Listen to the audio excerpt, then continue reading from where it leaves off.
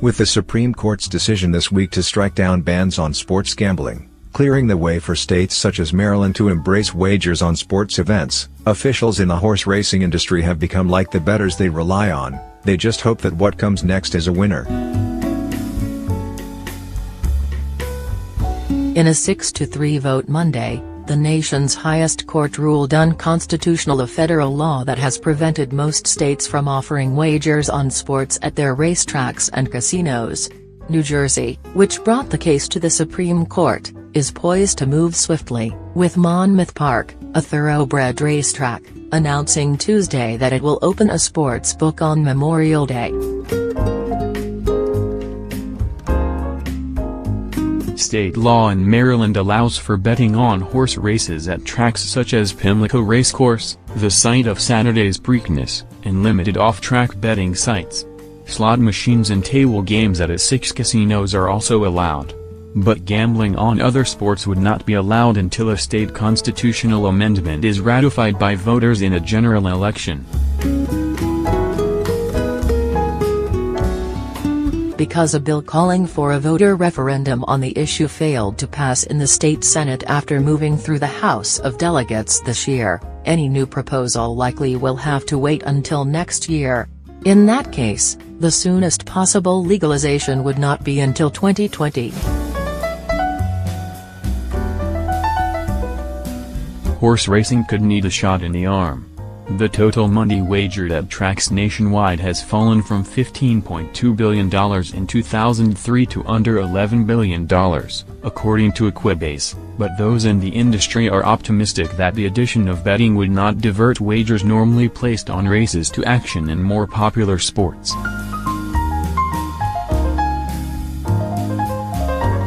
I don't think we think it's a negative thing at all, said Tiffany Steer, Vice President of Communications and Events for Stronach Group, which owns Pimlico and Laurel Park, among other racetracks.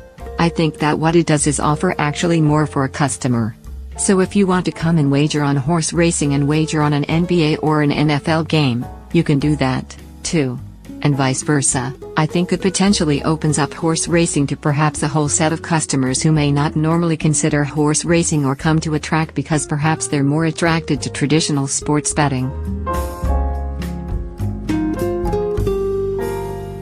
That might not be wishful thinking, either. A March survey conducted by McKinsey & Company and published by racing outlet The Blood Horse found that only 4% of horse racing bettors said they would bet less on racing if sports betting were legalized in their state. Over half of those bettors said they already bet on sports, however, and Hall of Fame trainer Dwayne Lucas said he would expect every horse track in the United States to add a sportsbook in states in which it were allowed to operate. That's a given, he said. As soon as they get that state approval, wherever a racetrack is, you can bet you'll be able to bet on basketball and football and everything else.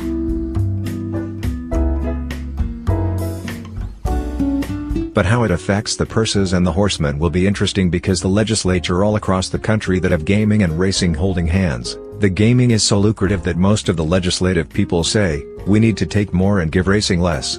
That's in a lot of states already.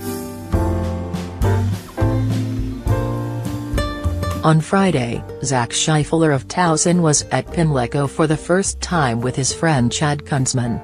They joked that most of their wagers were better off won and lost closer to home, at local casinos.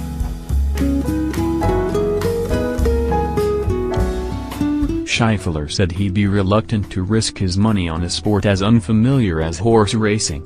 He'd stick to what he knows, professional football. But it was a welcome change to even consider such a possibility of striking it rich. It's nice to have the options, for sure, he said. Legally, anyway. It will be an 8-horse field for Saturday's 143rd Preakness Stakes at Pimlico Racecourse.